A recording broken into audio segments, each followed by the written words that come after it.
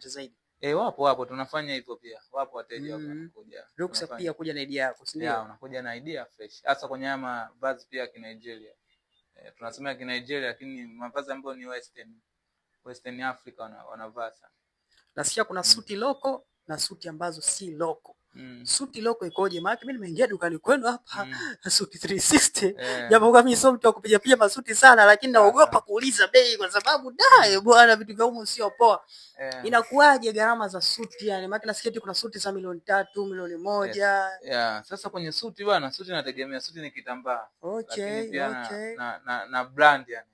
Ila sisi hapa sio kwamba sisi tunachoangalia ni kwamba kila mtu apate pia. Si unajua kwa suti hapa mteja akifika kuna suti kuanzia 130,000 mpaka 700,000 yani. Kwa hiyo ni yeye mwenyewe tunataka ni design na kitambaa kinyewe.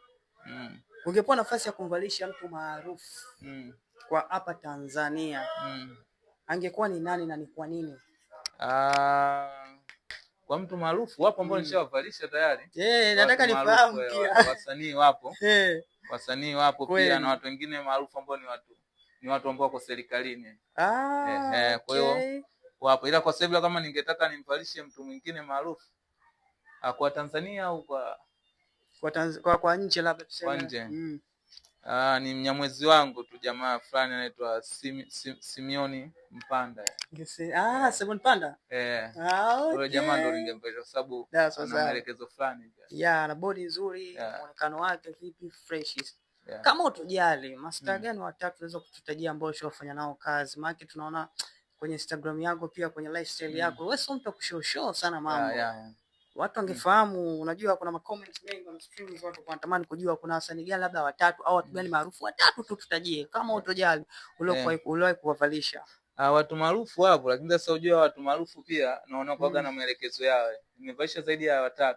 Lakini naweza nikamtaja mmoja kwa sababu ni mwanangu yani asumbuye. Niambie. Unajua watu maarufu kwa maelekezo bana labda mimi anaambia bana usinimention. Labda unajua ila mimi ni mwanangu tu ambaye ni mwanangu toka kitambo hicho yani Kusa. Kusa feedback zake tunapata ni mtu poa sana, naga noma. Hata hivyo ana mwili mzuri sana kuvaa suit Kusa. Popote alipo suit Kusa, big shout out to you my brother. Mtu makini sana huyo. Kwa anachukuaga mizigo kwako.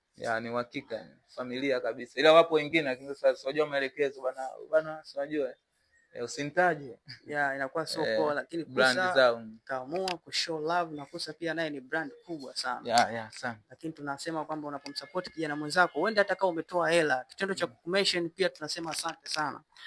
Hivi kuna utofauti gani kati ya kuvaa suti ya ghali ya gharama na ambayo si ya gharama? Kwani kuna mwingine unajua anaweza kavaa suti akapendeza, ikawa ni sio gharama sana lakini kapendeza, inachangiwa na muonekano au ni nini?